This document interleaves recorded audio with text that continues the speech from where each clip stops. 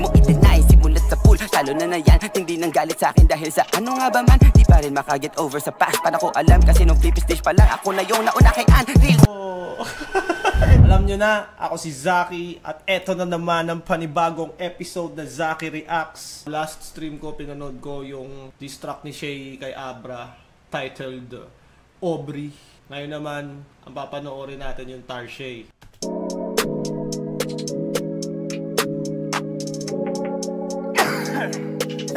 Sige, freestyle. Freestyle natin tong... Sino ba to?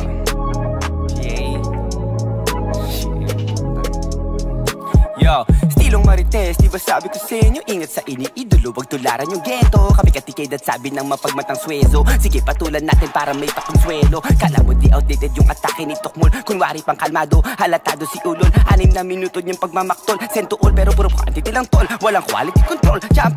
Parang 6 minutes nga, wala namang kwenta. Puro quantity lang. Yun sa 2x2 at isang buhay. Gayong pa man karera nila, hindi makulay kumbaga deads na. Magbalik man tila umay, dapat libingan na lang ng legacy at pinahukay. At ayun na nga, pinakawalan yung English. Para kunwari marunong any means business. Pero pag in-interview ng English, speechless. Nung nag-scrabble tayo dati, nagbuka kang ipis. Nung nag-scrabble tayo dati, nagbuka kang ipis ang puta. Si Abra kasi at si Shay, alam ko parehas silang magaling din sa English. Pero yung sinasabi ni Abra ngayon, bobo daw mag-English si Shay. Business, pero pag in-interview ng English, speechless. Nung nag-scrabble pinakawalan yung English para kunwari he means business. Pero pag in-interview ng English, speechless. Nung nag-scrabble tayo dati, nagmukha kang ipis. Scrabble tayo dati, nagbuka kang ipis. Sabi niya sa amin ni Loon sa Treg, pwede Tagalog. Scrabble tas Tagalog, ang kapal ng apog sasabay sa talino. Puro ha, tuturotot lang yan. Scrabble tas Tagalog. English nga kasi, di ba, bawal Tagalog sa Scrabble. Dala mo sa akin puro pasabog, hambog. Pero hindi naman skill. Feeling Avenger si Ugok pero weak na yung shit. Feeling classy MC pero squammy ang feels. Feeling Abra ka lang minus charisma appeal. Kaya ayan, posible paghingi ng simpatya sa fans ng team bakya. Para kahit papano ina siya. Kala mo malaking banda, yung pala malaking mata. Si Tarshay wala sa lugar, kusang nagpatiwakal. Nag-display pa na ang bulaklak na pagpatay. 4 na taon na, oy, ang sakit naman aray. 4 na taon na pala eh. Kala ko nung una parang mga 1 year ago lang. 4 na taon na pala. Nung unang pakinig ko kasi sa Aubrey, parang kailan ko lang kasi ano eh. Kala ko recent lang yung pagkamatay nung airmats ni Abra. Yung pala 4 years na. Pero salbahe pa rin yung ginawa ni Shay. Kailan man yun nangyari, kung 4 years, 5 years, masakit pa rin yun, salbahe pa rin yun. Pero nung una, akala ko kasi parang 1 year ago lang eh. Tas dinami ni Shay, parang masalbahe yun. Perado na sumikat para ako'y kapantay. Iisipin ng anak mo, wag mo palatay. Wag mo i-deny, simulat sa pool. Talo na yan, hindi nang galit sa akin dahil sa ano nga ba man. Di pa rin makaget over sa past. Para ko alam kasi nung flip stage pa lang ako na yung nauna kay Unreal. Oh. Ito pala yung mga nakikita ko sa Facebook, 'di ba? Ngayon parang nagpaparinigan sila, ang daming content, si Shay, ang daming pinopost, si Abra may talk shit, may siya, call out siya nung sa Honor of Kings na video, nauna kay Anang puta gago. Sinundot ko yung puso gamit edits, sinampal ko yung uso, walang kondom, may dugong tumutulo, pero dahil tropa tayo pinutok ko sa puso ko nagkato. Oh,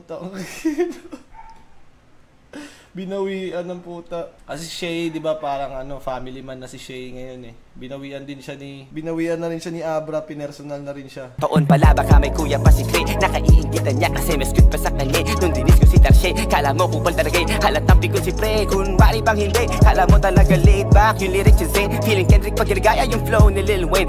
Ganda ng flow ni dito. Yung rhymes ni Abra sa Cray. Dito may slant na talaga. Kala mo talaga hindi. Tropa tayo pinutok ko sa puso ko nagkataon pala baka may kuya pa si Cray, nakaiingitan niya kasi mas cute pa sa kanya. Nung dinis kuya pa si Cray, kung nakaiingitan niya kasi mas cute pa sa kanya eh. Nung dinis ko si Tarshay, kala mo kupal talaga eh. Si Tarshay, kala mo kupal talaga eh. Halatang pikon si Pre, kunwari bang hindi. Kala mo talaga laid back, yung lyrics yung Zane. Feeling Kendrick pag ginagaya yung flow ni Lil Wayne. Unang linya, kala ko si Alex Bruce beginner stage.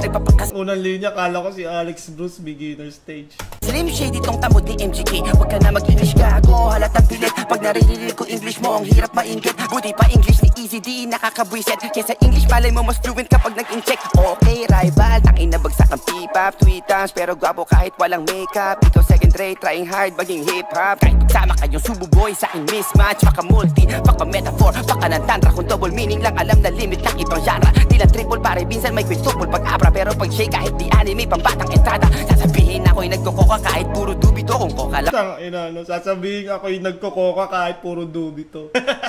pero pag shake kahit di anime, pambatang entrada. Sasabihin ako'y nagkukoka kahit puro dubito. Kung koka lang usapan, pioneer ng Fox Studio. Porket ko claim trip nyo niyan, mga jeje mo na koniyo. Kaya kami dyan sa mais bro, kasi ang corny mo. Sige snort ng chemical, all in kuya. Imbis na hangin ang sisingutin, solid yun. Terorista pero siya pa yung sabog sa bomba. Dilat na dilat, o tina mo naman itsura. Akala mo may karapatang mang rate ng kanta. Ilusyonado nagbigay pang score ng 8 si tangad ay. Kala mo may karapatan mang rate ng kanta. Ilusyonado nagbigay pa ng score ng 8 si tanga. Kasi di ba parang may ni-rate ni Shay, maybe out of 100 and 8.